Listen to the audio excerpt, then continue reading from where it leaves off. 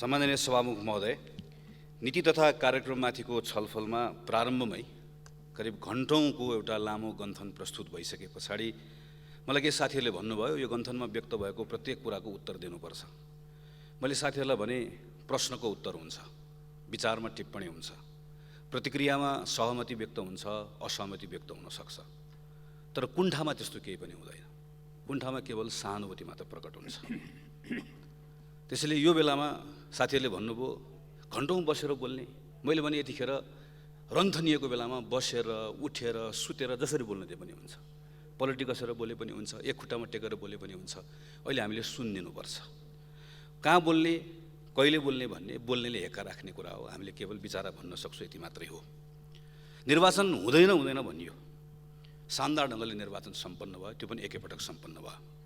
निर्वाचन आयोगले बुढीगङ्गामा जहाँ निर्वाचन विवादास्पद भएको थियो त्यसलाई पनि पुनर्निर्वाचन गराउने एउटा उपयुक्त निर्णय गरिसके पछाडि आजभोलि केही दिनमा निर्वाचन सम्पूर्ण प्रक्रिया टुङ्गिँदैछ। निर्वाचन आयोगलाई बधाई छ। म नेपाल सरकारलाई हार्दिक बधाई दिन चाहन्छु। निर्वाचन हुँदैन हुँदैन भनिरहेको बेलामा बडो शानदार ढङ्गले एकैपटक निर्वाचन सम्पन्न भएको छ। सरकारले आफ्नो नीतिमा भनेको छ यो पटक आएको स्थानीय सरकारलाई हामी सहयोग गर्छौँ।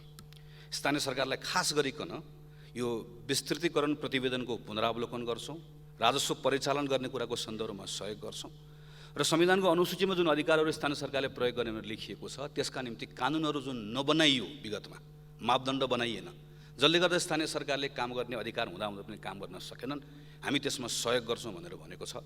निर्वाचन गराउने सरकारले सबैभन्दा महत्त्वपूर्ण कुरा यो म आग्रह गर्न चाहन्छु, तत्कालै यही सदन चलिरहेको बेलामा के कानुनहरू सदनमा ल्याउनु पर्नेछ, के कानुनहरू परिमार्जन गर्नुपर्नेछ।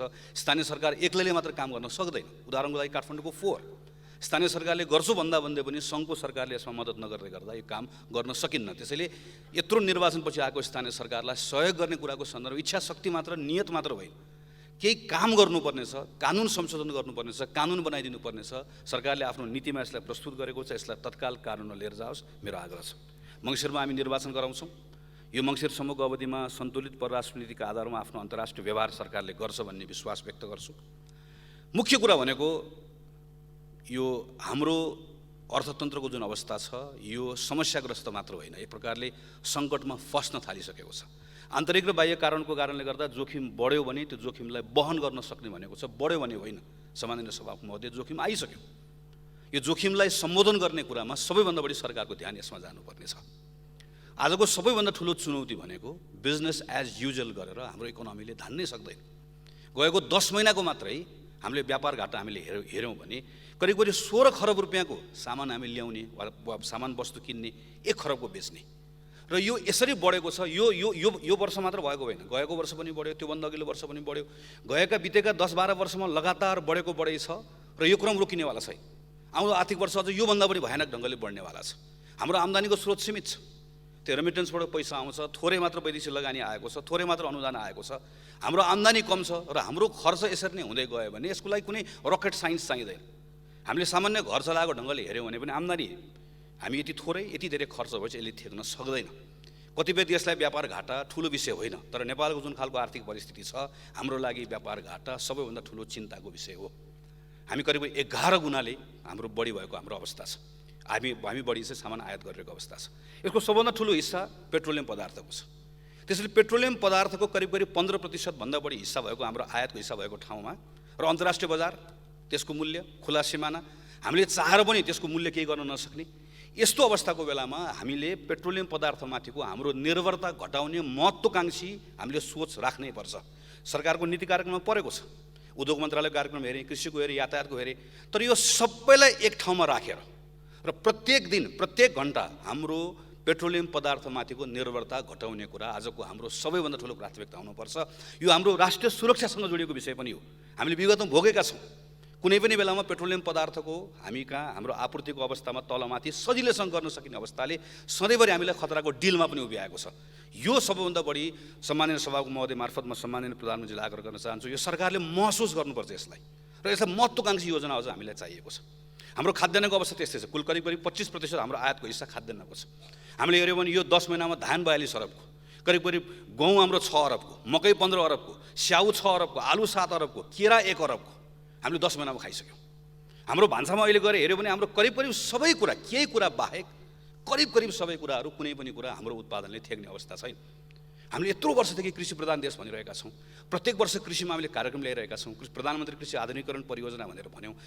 यो पटकको नीतिमा पनि यसका केही कुराहरू बोलिएको छ, यसमा परिमार्जन गर्ने भनिएको छ। यसमा पनि बिजनेस एज युजुअलले हुँदै हुँदै हाम्रो उत्पादकत्व नै बढ्न सकिरहेको छैन।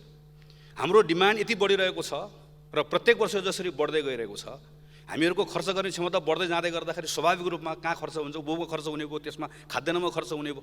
यो तरिकाले जाने हो भनेदेखि भने हामी क्रास गर्छौँ। त्यसैले हाम्रो यसका सन्दर्भमा पनि सम्माननीय सभामुख महोदयमा आग्रह गर्न चाहन्छु, सरकारले ल्याएको जुन नीति छ, जुन डिरेक्सन दिनु खोजेको छ, ठिक छ, तर यसलाई अब आउने बजेटले कार्यक्रमले यसलाई सपोर्ट गर्ने कुरा सबभन्दा महत्त्वपूर्ण कुरा। अन्य उपभोगका सामानहरू जो नेपाल आफैमा, जस्तो टेक्सटाइल होला, जुत्ता होला, कन्स्ट्रक्सन मटेरियल होला, औषधि होला, यस्ता थुप्रै कुराहरू छन् जो नेपालसँग प्रतिस्पर्धी क्षमता भइसक्यो। यसको आयातलाई हामीले दुरुत्साहन गर्नै पर्नेछ, हाम्रो आफ्नै उपभोगलाई बढाउनु पर्नेछ र कतिपय कुराहरू सरकारले यो पटक निर्णय गर्नुपर्छ, ठोस निर्णय गरेर आउनुपर्छ। के कुराको सङ्केत पनि गरेको छ, जसरी हामीले नागरिकहरूलाई तिमीहरूलाई नचाहिने सामान नल्याऊ भनेका छौँ, सरकारले पनि नचाहिने सामान ल्याउनु हुँदैन यो वर्ष। हामीले यो वर्ष प्रेस पनि चाहिएको छैन, हामीलाई हेलिकप्टर पनि चाहिएको छैन, कुनै पनि कुरा जसबाट हाम्रो डलरको सञ्चितमा ठुलो प्रभाव पर्छ।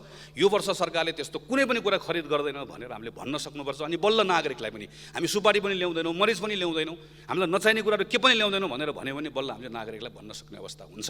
सरकारले नीतिमा के सङ्केत गरेको जसमा ठोस काम होस्। यो आयात प्रतिस्थापन गर्ने कुरा सँगसँगै बङ्गलादेशको अनुभवले के सिकाउँछ भने, आयात प्रतिस्थापन भनेर त्यसमा मात्र बढी ध्यान दिन थाल्यौँ भने हामीहरूले पछाडि गएर फेरि थला पर्छौँ। हामी सँगसँगै निर्यात प्रवर्धन गर्ने कुरालाई पनि सँगसँगै राखेर हामीले हेर्नुपर्ने हुन्छ। बङ्गलादेश त्यसको ठुलो एक्जाम्पल हाम्रो लागि हो। त्यसैले म सरकारलाई धन्यवाद दिन चाहन्छु कि यो पटक उद्योग मन्त्रालयले लिड गर्ने गरिकन प्रधानमन्त्री नेपाली उत्पादन तथा उपभोग अभिवृद्धि कार्यक्रम र दशकै जुन घोषणा गरेर आएको छ, यसमा एकदमै ठोस काम होस्। यसलाई एउटा कम्प्रिहेन्सिभ पोलिसीको रूपमा यसमा काम होस्। नेपाली उत्पादन बढाउने कुरा, यसमा खास गरिकन उत्पादकत्व कसरी बढाउने, लगानी कसरी भित्राउने, भ्यालु चेनमा कसरी मद्दत गर्ने कुरा बढी जोड होस्। र कतिपय कुराको सन्दर्भमा अहिले हामीले हेऱ्यौँ भने टेक्सटाइलमा, जुत्तामा, कतिपय कुराहरूमा सबभन्दा ठुलो समस्या चोरी पैठारीको भएको छ। यो सरकारको कुनै एउटा अङ्गले मात्र काम गरेर हुँदैन। यसमा चोरी पैठारी रोक्ने जिम्मा हामीले कसलाई दिएका छौँ? कतिपय ठाउँमा हाम्रो गृह प्रशासन अन्तर्गत पर्छ। कतिपय ठाउँको यो चोरी पैठारी मात्र रोकिएन भने हामीले यताबाट भन्सार दरबाट के कुरा मिलाउन खोज्यो, अर्कोतिरबाट झन् ठुलो हामी बजार बिग्राउने अवस्था हुन्छ। त्यसैले त्यस कारणले गर्दा हामीले प्रधानमन्त्रीकै नाममा भएको जुन राष्ट्रिय उत्पादन बढाउने, उपभोग बढाउने कार्यक्रम छ, यसमा सिङ्गो सरकार यसमा लागोस्, यसमा म आग्रह गर्न चाहन्छु। अघि नै पनि कुराकानी उठ्यो, कतिपय कुराहरू हामीले करको दरहरू चलाउनु पर्ने हुन्छ, किनभने हामीले निर्यात कसरी प्रवर्धन गर्ने, आयातको कसलाई हामीले दुरुत्साहन गर्ने, यो विषयको सन्दर्भमा तर यो एकदम पारदर्शी हुनुपर्छ। सही कुरा हामीले अघि मान्यजीले यहाँ उठाउनु भएको छ। हामीले अघिल्लोपटक चक्लेटको, हामीले अघिल्लोपटक गाडीको, यस्ता कतिपय कुराहरू किन चलाइयो भने सम्झाउन ठुलो प्रश्न गरेका छौँ। हामीले हाम्रो आफ्नो राष्ट्रिय उत्पादन बढाउने कुराको सन्दर्भमा कतिपय कुराहरू चलाउनु पर्ला, तर प्रत्येक कुरा पारदर्शी हुनुपर्छ, प्रत्येक कुराको औचित्य हुनुपर्छ। सरकारले उभिएर भन्न सक्नुपर्छ, मैले यो चलाएको कारणले गर्दा मेरो उत्पादन यसरी बढ्छ, आयात यति घट्छ वा निर्यात यति बढ्छ भनेर भन्ने हुनुपर्छ। होइन भने उत्पादन बढाउने, उपभोग बढाउने नाममा कसैलाई पोष्ने गरिकन मात्र आयो भने साँच्चीकै त्यसले थला परेको अर्थतन्त्र झन् थला पर्ने अवस्था हुन्छ। मलाई विश्वास छ यो पटक सरकारले यो नीतिमा टेकेर बजेट कार्यक्रम ल्याउँदै गर्दा प्रत्येक कुरालाई जस्टिफाई गर्ने अगाडि प्रस्तुत गर्छ भन्ने कुराको विश्वास व्यक्त गर्छु। सम्माननीय सभामुख महोदय, देशको हामीले घाटा नाफाको कुरा गरेको जस्तै परिवारको पनि छ। प्रत्येक परिवार आजको दिनमा सिङ्गो देशको आम्दानी कति छ, खर्च भनेको जस्तै परिवारको पनि आम्दानी बढेको छैन, खर्च बढेको बढेछ। पेट्रोलियम पदार्थको मूल्य वृद्धि हाम्रो आफ्नो नियन्त्रण मात्र छैन। प्रति ब्यारल करिब चाहिँ $70 भएको ठाउँमा अहिले $117 पुगेको छ। तर यो भनिरहँदै गर्दा जसरी हामीले भारत सरकारले गरेको हेऱ्यौँ, यो बेलामा यदि पेट्रोलियम पदार्थको मूल्य वृद्धिको चाप जुन आम नागरिकलाई परेको छ, यसमा हामीले कहीँ न कहीँ छुट दिएर, त्यो छुट आयल निगमले पाउने छुट आफ्नो ठाउँमा छ, त्यो आफै घाटामा छ, तर नागरिकले पनि पाउने गरिकन गरेनौँ भने यसले आकाशीय जुन मूल्य वृद्धि छ त्यो परिवारले थ्याक्न सक्दैन। त्यहाँ राहत उसले प्राप्त गर्ने अवस्था हुनुपर्छ। हामी यत्रो धेरै किसानहरूको देश छ। म सम्माननीय सभा महोदय मार्फत अहिले सरकारले ध्यान आकर्षण गराउन चाहन्छु, मलको अवस्था नाजुक छ। हामीले मागमै सम्माननीय प्रधानमन्त्रीलाई पनि भेटेर ध्यान आकर्षण गराएको, सम्बन्धित मन्त्रालयलाई पनि भनेको, यो मलको कुरा तलमाथि हुन साथै यसले जुन खालको हाम्रो उत्पादकत्वमा असर गर्छ, त्यसले धेरै ठुलो परिवारलाई फेरि अघि भने जस्तै फेरि त्यसले महँगी बढाउने हो। त्यसैले परिवारलाई राहत दिने कुरा कहाँ हो? हामीले यही संसदमा मलाई याद छ, म स्वास्थ्य मन्त्रालय चाहिँ पूर्व प्रधानमन्त्री पुष्पकमल दाहालको नेतृत्वमा रहेको सरकारको बेलामा हामीले स्वास्थ्य बिमाको कानुन बनायौँ, जुन स्वास्थ्य बिमा अहिलेसम्म टुकटुक मात्रै हामी चाहिँ वर्षको 1 लाख 2 लाख भनेर ल्याइरहेका छौँ। यो स्वास्थ्य बिमा वर्षको 1 लाख 2 लाख होइन। कुनै पनि नेपाली नागरिकले 10 लाख लागोस्, 20 लाख लागोस्, 40 लाख लागोस्, कसैले पनि 1 रुपियाँ पनि तिर्नु नपर्ने गरिकन बिमाको कभरेज हुने गरिकन कानुनी प्रबन्ध हामीले गऱ्यौँ, तर अहिलेसम्म त्यसलाई हामीले कार्यान्वयन लिएर गएका छैनौँ। यो सबै कुराहरू आम मान्छेसँग जोडिएको छ। एउटा किसानले मल पाउने कि नपाउने, बिरामी हुँदै गर्दा खल्तीबाट खर्च हुने पैसा घट्ने कि नघट्ने, यो कुराहरूमा पनि सँगसँगै हामीले यो पटक यो नीति कार्यक्रम पछाडि जब हामी बजेट कार्यक्रम ल्याउँछौँ यसमा ध्यान जाओस् म आग्रह गर्न चाहन्छु। सामान्य सभाको मध्य म टुङ्ग्याएँ नीतिको 71 नम्बर ठाउँमा जुन चाहिँ काठमाडौँको बारेमा म यो फेरि धन्यवाद दिन चाहन्छु। हामी प्रत्येक पटक काठमाडौँको सांसदले प्रत्येक प्रधानमन्त्रीलाई, शहरी विकास मन्त्रीलाई भेटेर हामीले यो कुरा भन्यौँ। कहिले हाम्रो कुरा सुनवाई भएन, पहिलोपटक सुनवाई भएको छ। सार्वजनिक यातायात प्रणाली कुनै एउटा नगरपालिकाले गरेर हुँदैन, सिङ्गो काठमाडौँको सबै पालिकाहरू एक ठाउँमा आएर सार्वजनिक यातायात प्रणाली बनाउनुपर्छ भन्ने हाम्रो एउटा एकीकृत हुनुपर्छ भन्ने कुरालाई सरकारले नीतिमा ल्याएको छ। अब यसलाई अगाडि बढाउने कुराको सन्दर्भमा सबै तहसँग छलफल होस्। र अर्को महत्त्वपूर्ण कुरा भनेको यो हामीले नै प्रस्ताव गऱ्यौँ कि काठमाडौँमा जसरी कुनै बेला सडक विस्तार आयोजना भनेर बडो त्यसको चर्चा गरियो, हल्ला गरियो, काठमाडौँलाई चाहिएको सडक विस्तार आयोजना होइन, काठमाडौँलाई चाहिएको फुटपाथ विस्तार, सुदृढीकरण, पुनर्स्थापना, निर्माण, स्तरोन्नति आयोजना हो। त्यसैले यहाँ कार्यक्रम पर्यो, हामीले कार्यक्रम मात्र हामीले मागेको भनेको परियोजनै हुनुपर्छ।